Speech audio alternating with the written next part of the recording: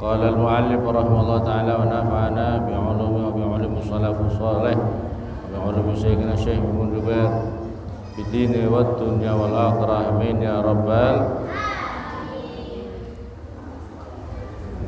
Waman dan barang siapa, kita masih melanjutkan pembahasan dalam kitab Ihya. Waman dan barang siapa layak lamu tidak mengetahui siapa man azma amril akhirati pada agungnya perkara akhirat, wadawamaha dan langgenge urusan akhirat.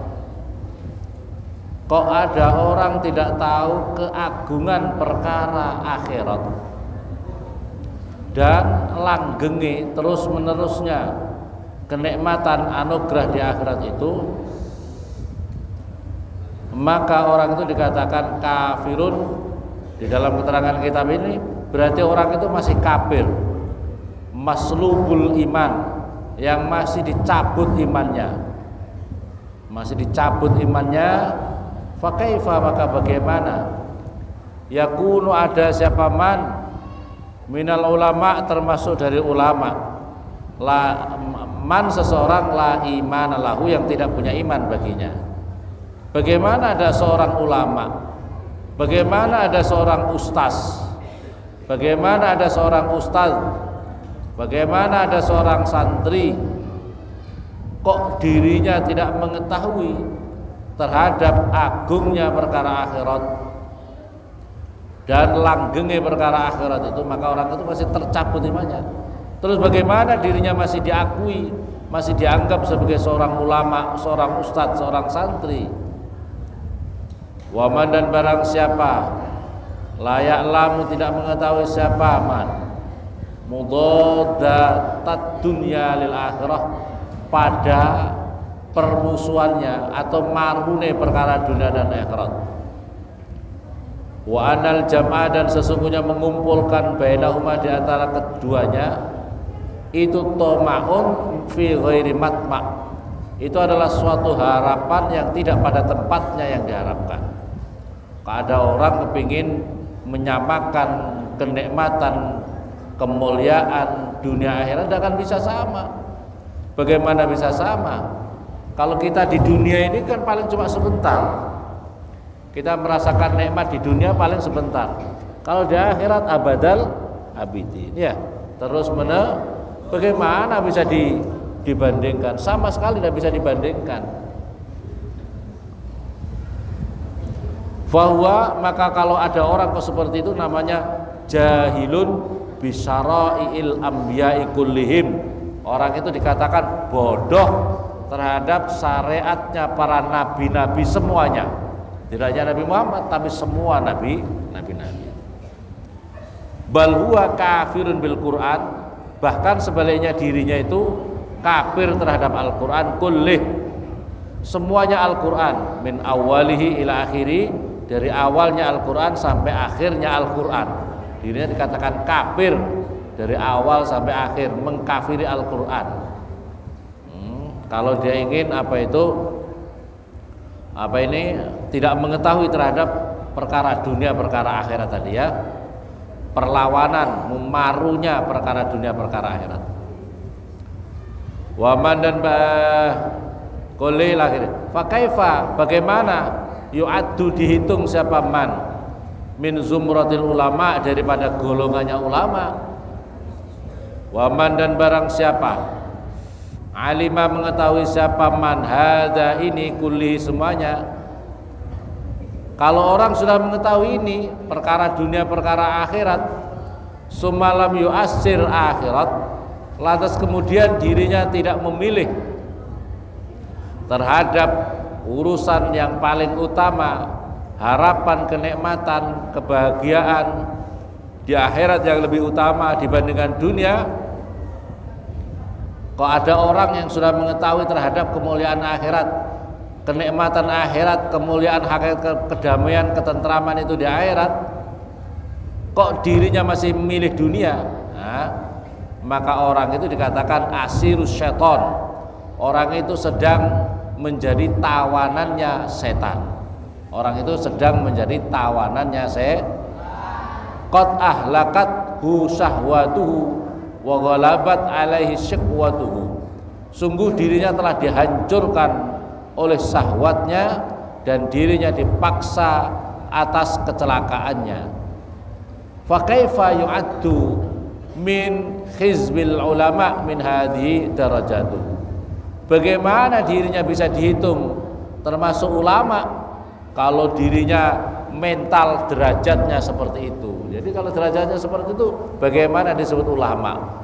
Maka oleh karena itu hadirin, mencari ulama yang benar-benar ini al-warasatul ulama, warasatul anbiya, itu memang harus betul-betul kita teliti ya. Di zaman-zaman ini mencari ulama yang benar-benar warasatul anbiya. Sebab ada ulama kalau seperti ini kan berarti ada ulama tidak warisi Nabi, bisa juga ulama warasatul iblis ya. Ada ulama warasatu Fir'aun, ada ulama warasatu Qarun, ada ulama warasahnya Abu Lahab. Naudzubillah summa naudzubillah.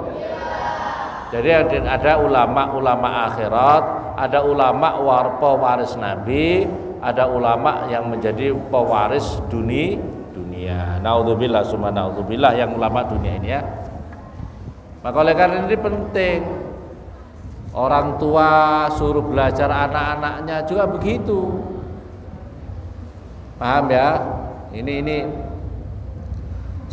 kalau saya ini beberapa kali kalau saya sowan ke Sayyid Ahmad Muhammad Alawil Al-Kalasani, di sana itu Masya Allah, ini benar-benar ulama akhirat itu seperti itu ya. Ulama akhirat, ulama itu contohnya seperti itu. Sebab Al-Habib Umar Al-Hafidh, Syekhina Maimun Zubair, ulama Masya Allah, tidak mengharapkan, tidak minta-minta gaji daripada santrinya. Saya itu mondok di Sarang pertama itu bayar sahriyah bulanan itu 5.000 rupiah, 5.000 rupiah. Kemudian 10.000, perhatikan, 10.000 bayar bulanan itu. Bayar segitu itu untuk apa? Untuk pengurus beli listrik, bayari listrik. Tidak ada bayari pengurus pondok, tidak dikasih uang. Kiai tidak ada gaji daripada santri. Kiai yang seperti itu loh. Sekarang kadang-kadang kan tidak ya.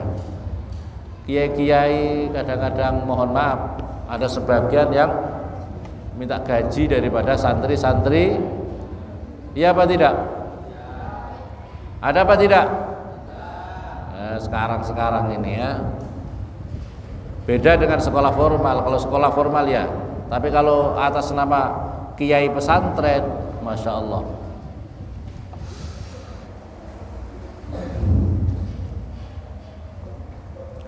Wa fi ahbari Daud, dan di dalam akhbarnya Imam Daud, Nabi Daud alaihissalam, hikayatan anillah, diceritakan daripada Allah. Ini hadisnya berarti anillah.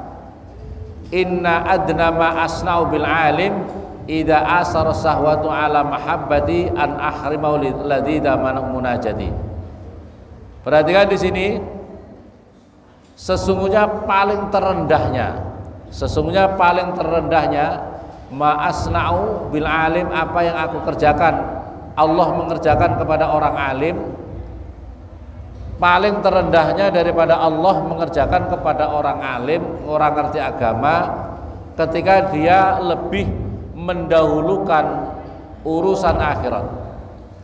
Idza asara syahwatahu, manakala dirinya lebih memilih, monggo masuk.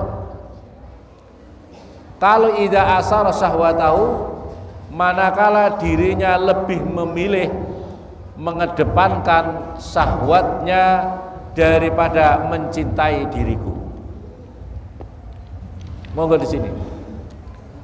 Jadi kalau ada seorang alim, ulama, tokoh agama, ustadz, kiai, ya, santri, kok lebih dirinya lebih memilih mengedepankan syahwatnya daripada mencintai diriku, kata Allah Subhanahu wa taala, maka an ahrimahu ladzida munajati, maka orang itu akan aku tutup, aku haramkan, maka orang itu aku tutup, aku haramkan dirinya untuk bisa mendapatkan nikmatnya bermunajat kepadaku, kepada Allah Subhanahu wa taala.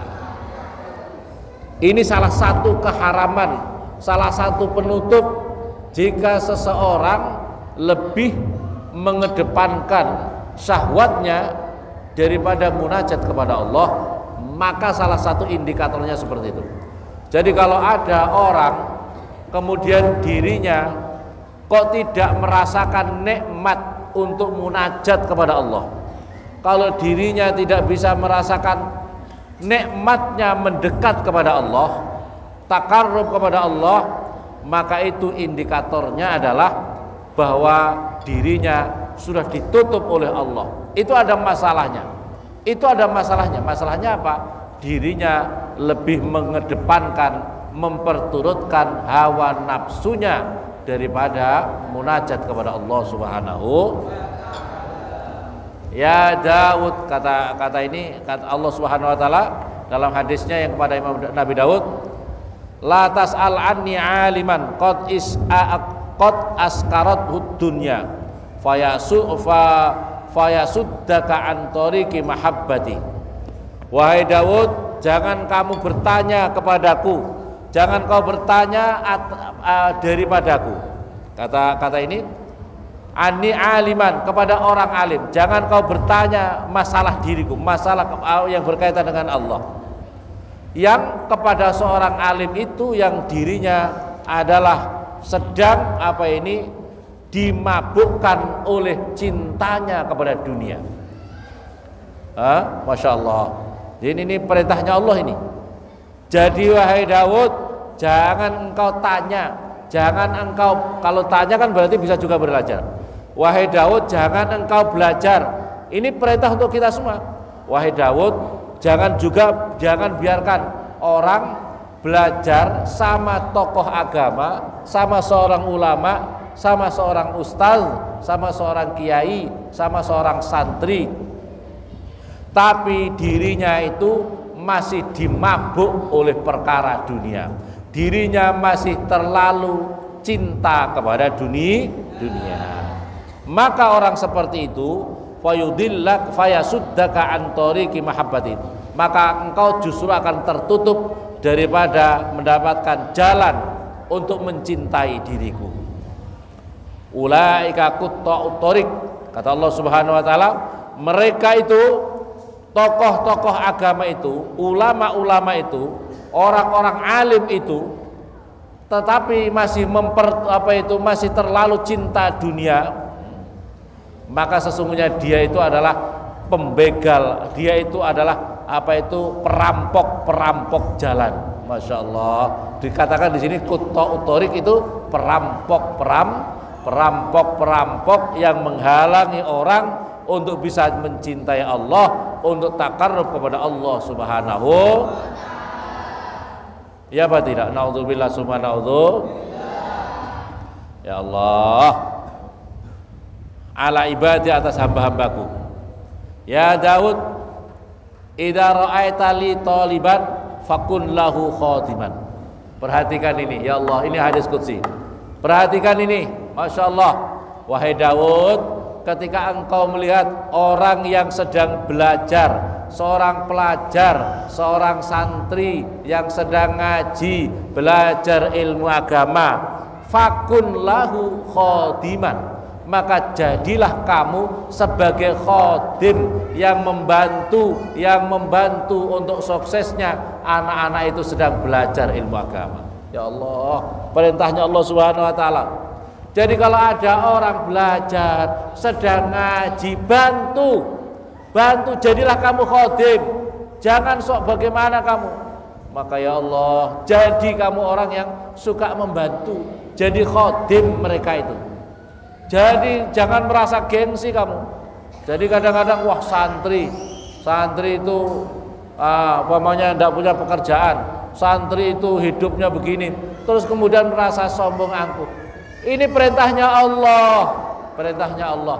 Jadi kalau ada santri, jadilah kamu khodimnya, jadilah kamu suka membantu santri. Suka membantu santri gimana? Kalau kamu punya jabatan, gunakan jabatan kamu untuk bagaimana membantu santri bisa belajar dengan baik. Bangunan pondoknya bagaimana, apa tempatnya bagaimana, fasilitasnya bagaimana, atau bagaimana kamu suka membantu mereka. Ya, kalau kamu sebagai orang alim, khidmatkan ilmumu dengan sungguh-sungguh. Berarti kan, kalau kamu punya ilmu, abdikan ilmumu dengan sungguh-sungguh. Sebab kalau tidak sungguh-sungguh, ngerusak malah ngerepoti. Betul apa betul? Betul apa betul? Merusak. Ono wong alim ngajar sembarang-sembarang, ndak istiqomah. Lebih baik jualan pinang, ndak usah tukang jadi ustaz. Betul apa betul?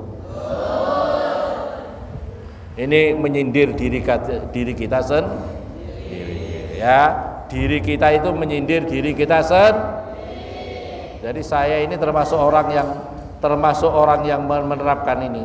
Jadi ustadz ndak istiqomah. Lebih baik ndak usah jadi ustadz. Lebih baik dia itu mulia banget kalau dirinya itu jadi tukang kerja itu nyapu-nyapu gitu aja ya. Ndak usah ngajar. Tukang ngajar kok nggak istiqomah. Orang pelajar ngajar ngaji, khidmat ngajar ngaji itu betapa mulianya. Mulia banget di sisi Allah Subhanahu wa taala. Kok dirinya ndak sungguh-sungguh.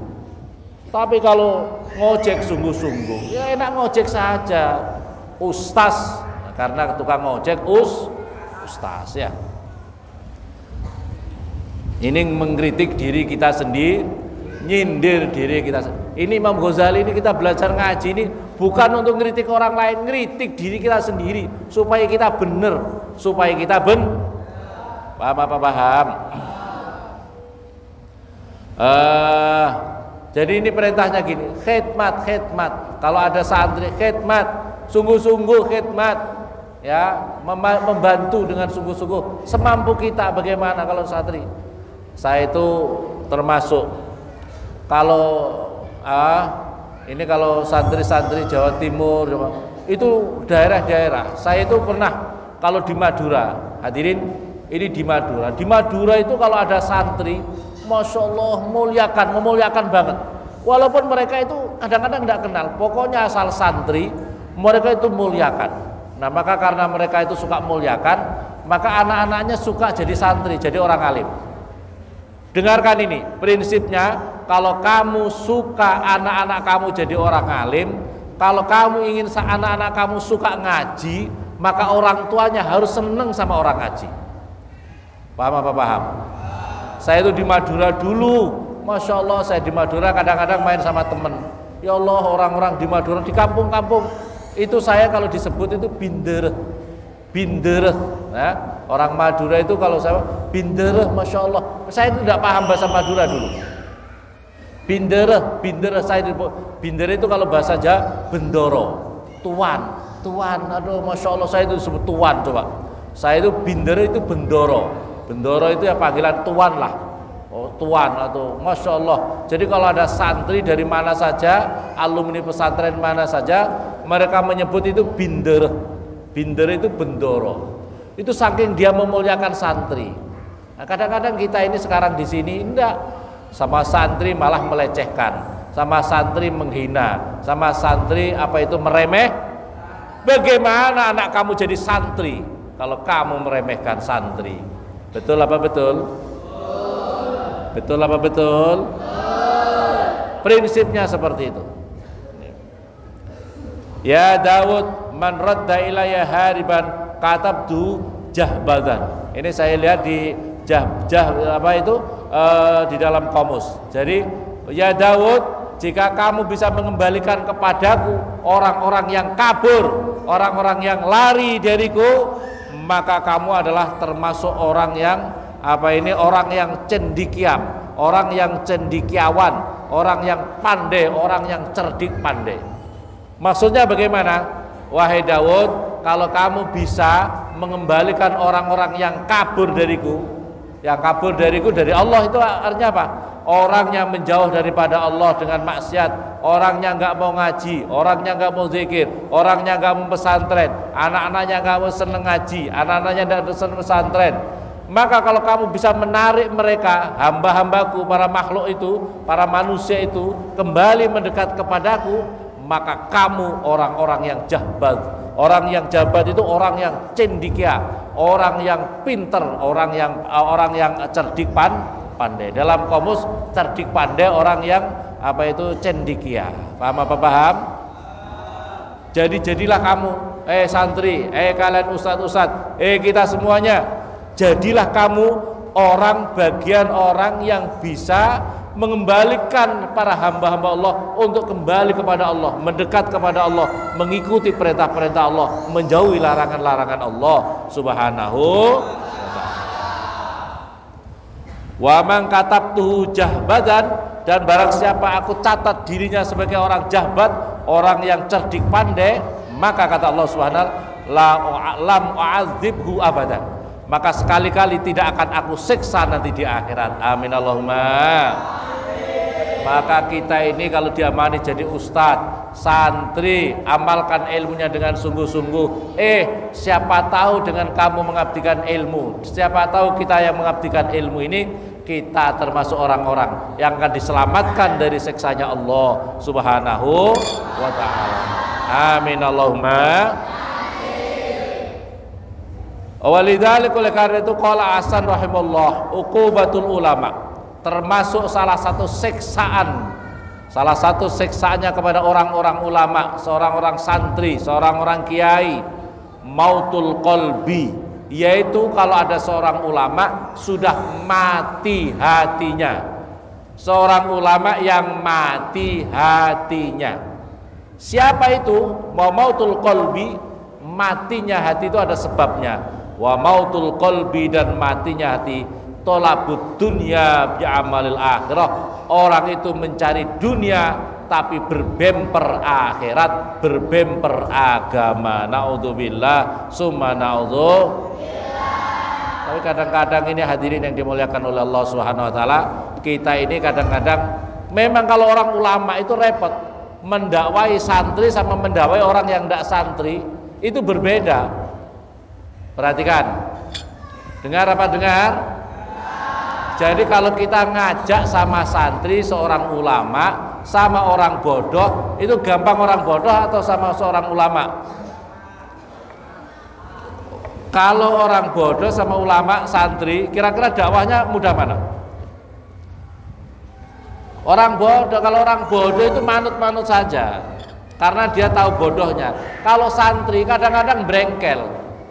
Kamu ngajak begini, aku ini sudah mondok lama. Oh iya, kalau santrinya yang santri fasek, maksudnya santrinya santri ulamanya ulama fasek, itu agak repot. Diajak malah harus, kamu itu orang bodoh, aku ini orang pinter. Nah, ini menjadi repot, ya apa tidak?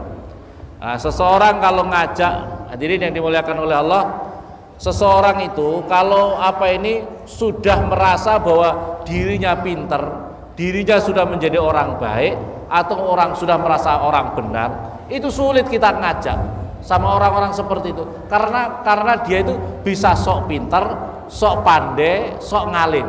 Ya apa tidak? Kalau ketemu seperti itu repot. Maka oleh karena itu salah satu iblis itu dulu namanya iblis dulu itu namanya Azazil. Tapi dia itu iblis itu dulu namanya Azazil. Siapa namanya? Azazil. Azazil ini pernah di dalam kehidupannya pernah beribadah 1000 tahun di muka bumi ini. Jadi Azazil pernah di muka bumi ini, dunia kita ini pernah ibadah selama 1000 tahun dan berpindah-pindah. Dulu ketika makhluk manusia Adam masih belum dibuat, di dunia ini sudah ada bangsa-bangsa setan yang bikin kerusakan. Iblis sama malaikat itu membersihkan kawasan ini, dunia ini, ya mungkin kalau bahasa sekarang ini pawang-pawang hantu, pawang-pawang hantu.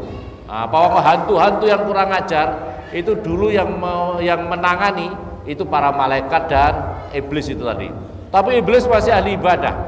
1000 tahun dan ibadah di muka bumi ini. Sehingga diterangkan tidak ada dunia ini, muka bumi ini, kecuali sudah pernah di tempat sujud oleh iblis. Iblis pernah sujud di Papua. Iblis sujud di tanah Papua, Munyer di seluruh Papua. Iblis pernah sujud di Jawa, di Kalimantan, di Mekah, di India, seluruh dunia pernah menjadi tempat ibadahnya iblis. Setelah itu iblis ibadah selama 1000 tahun di langit sab 1, 1000 tahun. Langit sab 2, 1000 tahun. Sab 3, 1000 tahun. Sab 4, 1000 tahun. Sab 5, 1000 tahun. 6, 1000 tahun. Sab 7, 1000 tahun. Kemudian iblis juga pernah menjaga surga selama 500 tahun. Iblis pernah menjaga surga selama 500 tahun. Sehingga iblis kalau ditanya lorong-lorongnya surga tahu semua, perempatannya surga tahu, pertigaannya surga tahu iblis itu. Karena 500 tahun 500 tahun di surga. Tapi begitu terus Allah menciptakan Adam, Adam, apa itu iblis, beri sujud kamu, beri penghormatan kepada Adam. Iblis itu merasa, oh Adam itu kan dibuat dari unsur tanah apa itu, tanah liat begitu. Saya kan diciptakan dari yang lebih istimewa. Saya ini kan terkenal orang alim, saya ini terkenal orang ahli ibadah. Malaikat saja mengagumi diriku, kok saya disuruh memberi penghormatan orang junior namanya Adam. Tidak mau Iblis itu tidak mau, tidak patuh sama perintahnya. Bahasanya sekarang ya perintahnya pimpinan, perintahnya siapa pimpinan pada dalam hal ini? Allah Subhanahu. Maka akhirnya apa? Jadi kalau ingin teratur dalam berorganisasi, paham ya? Dalam bermasyarakat, kalau ada yang dituakan patuhi, kalau ada orang yang jadi pemimpin patuhi, jok macam-macam gitu loh. Kalau sudah melanggar, contohnya koyok Sambo, koyok Sam mati seluruhnya, ya paham apa paham? Pokoknya kalau tidak mematuhi sama peraturan pimpinannya, bikin kacau dunia, bikin kacau organisasi. Contohnya apa? Iblis merasa sok lebih pintar, sok lebih ngalim, sok ahli ibadah. Kemudian sama Allah Subhanahu Wa Taala, iblis ini yang saya maksudkan di sini adalah kasih tahu sama orang yang sok pintar tuh yang repot. Jadi kasih tahu meluruskan orang yang sok pintar, sok suci, sok ahli ibadah itu repot. Sok pintar, sok pintar dan tidak tahu peraturan. Maka apa akibatnya? Iblis beserta seluruh keturunannya dilaknat oleh Allah Subhanahu Wa Taala, diturunkan di muka bumi.